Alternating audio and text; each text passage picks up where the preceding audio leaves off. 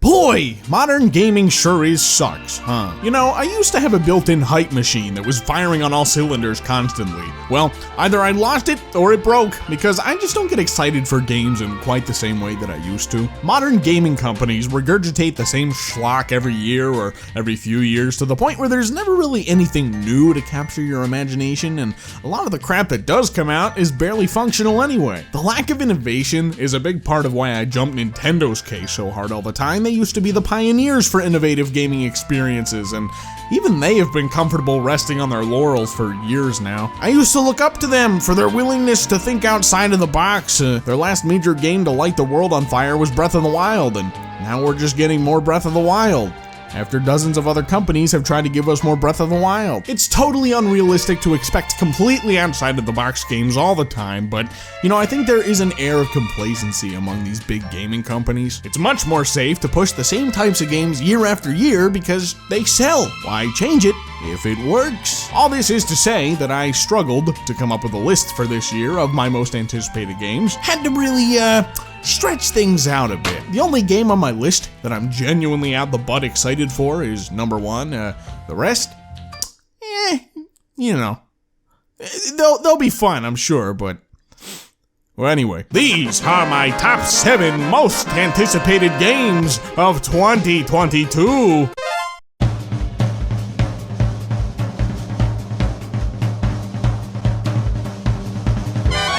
Cuphead is one of those games that's hard not to like, you know? Even if you're no good at it, it just oozes charm. That 1930s rubber hose aesthetic is something that just hasn't been replicated in gaming in such an authentic way. I also love me a good challenge, and well, Cuphead, yeah, it gives it to ya. Funny story, Cuphead killed my PC.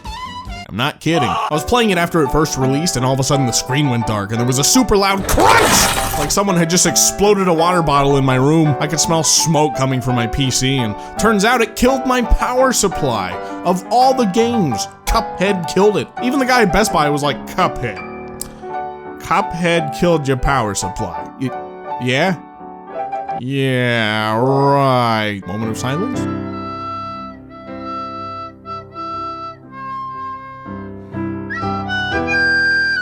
So when the Cuphead DLC was announced back in 2018, I was over the moon. 2019 was going to be a great year for Cuphead fans. It is now 2022 and the DLC has yet to release. I can't fault them. The process of animation is insanity. I'll wait as long as we have to for a quality package, okay? The only reason this DLC isn't higher on my list is because, well, who knows if it's actually releasing this year or not. They had a fun little song number at the Game Awards, which was the first indication in years that it was still coming, and a neat little trailer. Supposedly, it's coming June 30th. We shall see. If it does drop this year, it'll go up a few places on my list, okay? The Batman Arkham games by Rocksteady are the reason I'm even a Batman fan at all. I love the combat and the stories and the characters. Mark Hamill absolutely crushes it in these games as Joker, completely cemented this character as one of my favorite characters of all time in anything. So it's kind of hard to believe that this studio, with such an impressive lineup of games that came out the gate in 2009 swinging with Batman Arkham Asylum, hasn't released anything since 2015. But alas, finally, in the year 2022, Rocksteady will be releasing Suicide Squad, Kill the Justice League, and that it got delayed.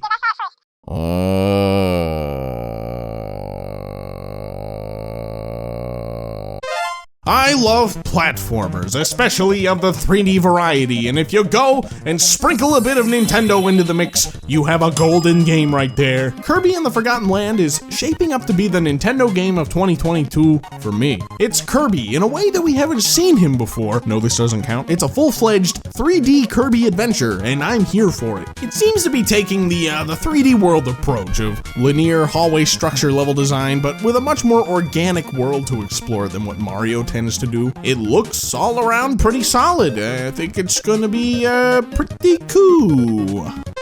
Oh, Sonic, you crazy little character. I just can't stay mad at you. Here's a little fun fact about me.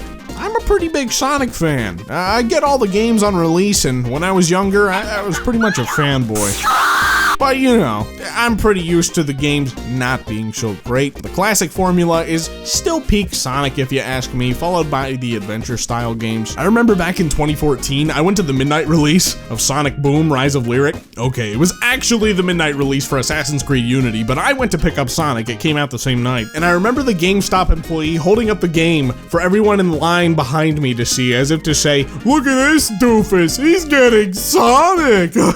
Well, joke's on them! We all got a crappy game that night. So, Sonic Frontiers. I have no idea what to expect. I mean, how could you? Of course, I'd like for it to be a good game. What I've seen of the presentation so far seems pretty nice, even though it's taken a big fat page out of Breath of the Wild's book. I don't know why people get mad when games get compared to Breath of the Wild when that's clearly where the inspiration came from. Come on, wide open, grassy plains with remnants of an ancient civilization, landscape shot, giant mechanical bosses, piano!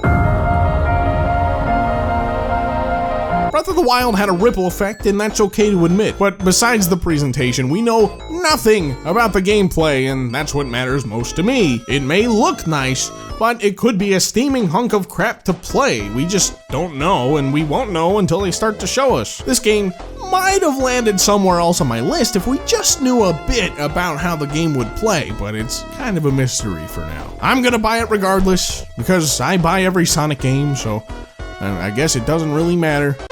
Now excuse me while I come off as a total hypocrite for my number 3. My top 3 are games that I am legitimately pretty dang excited for. SpongeBob Cosmic Shake only has a CG trailer, and I am so fucking excited for this game, I don't even care. Battle for Bikini Bottom Rehydrated came out in summer 2020, and I loved everything about it. The updated visuals were so good, and it was such a nostalgia trip for me as someone who grew up with the original game, and of course, loves the show to bits. The first 3 seasons anyway, 3 of the best seasons of any cartoon ever, don't at me. So the developers, THQ Nordic, are seemingly creating something of a sequel to Battle for Bikini Bottom, and I am here for it. You know now that I am here in general for 3D platformers, and it's a whole other kind of weird, nostalgic goodness to be getting licensed cartoon platformer games in the modern day. Sign me the fuck up, I don't care. I thought they did a pretty darn good job with Rehydrated. I 100%ed it twice, and this is looking like a SpongeBob multiversal adventure.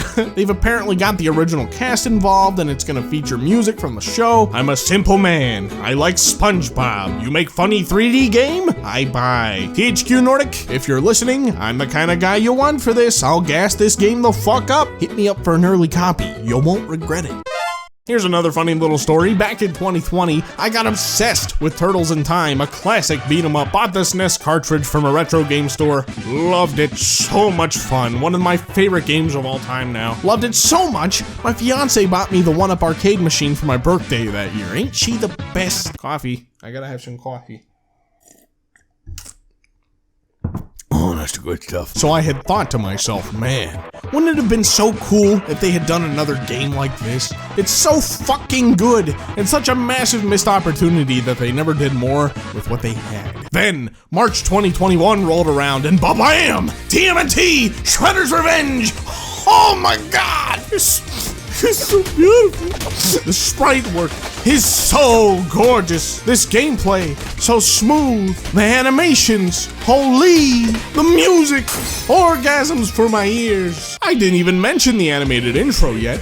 Jesus, they really went all out, even rocking that 80s intro theme. The game's being developed by the Streets of Rage 4 guys, which I heard was really good. It's also being helped out by the Scott Pilgrim game guys, which I've played and thought was okay, but other people really like it, so it's got a really solid pedigree going on here. 2 super good beat-em-up teams coming together to bring us another amazing-looking TMNT beat-em-up after all these years. They even got T. Lopes, the guy who did the music for Sonic Mania, to compose for this game. The man is a legend. My god, I like this timeline. I'm such a Ninja Turtles geek. I love all the shows, been watching for years and years. This game is right up my alley. Can't freaking wait. If I'm being completely honest with you guys, Dark Souls is very, very close to becoming my favorite game of all time. It's up there, pretty darn close to the top. From Software just makes banger after banger, not you. And no two Souls games are alike. They all have their own unique flavor to them, and each offers a very distinct experience. Every once in a blue moon, a new game comes along that gives me the kind of excitement that I used to be able to experience with games a lot more frequently in my younger days. That game for me, right now, is Elden Ring. What's not to love about this? Open world Dark Souls. Sold! I would be here all day if I went over every little element that has me balls to the walls excited for this game, so I'll try to narrow it down a bit. I'm not super into open world games. They're easy to churn out, but difficult to make engaging and enjoyable the whole way through. A big issue with a lot of open world games is they just don't give you enough stuff to do and see and explore. From everything I've seen of Elden Ring, it's gonna do all of that. Just from early impressions alone, it sounds like this world is stuffed to the brim with things to discover, and I've never been more excited to tear into a game's world and explore every nook and cranny. Add in a dash of Dark Souls signature difficulty, and you've won over the old Unky Monkey. I play a lot of games, to the point where I'm not easily challenged. That's not a flex, it's just a lot of years worth of experience. And Souls games always deliver with giving me a proper challenge in a way that is just so rewarding to overcome. The rush of dopamine you get after defeating a boss that's been kicking your ass is unlike anything else. Again, I could go on all day, but you know, I gotta cut it somewhere. Luckily, Elden Ring is just a few short Friday away, and I'm sorry to say, guys, but I'm gonna vanish from this plane of existence once it's out. That'll be it for me. Sayonara. Enjoy me while you can. And for the people who are saying that this game looks bad visually, what's wrong with you? Are you damaged? But yeah, those are my most anticipated games for this year, for now. Unless DK gets announced, then just assume everything has shifted down a spot. What games are you looking forward to this year? If you're looking forward to Elden Ring like I am, talk to me in the comments. I want to see some more thoughts about that one. In the meantime, I'll catch you guys in the next one.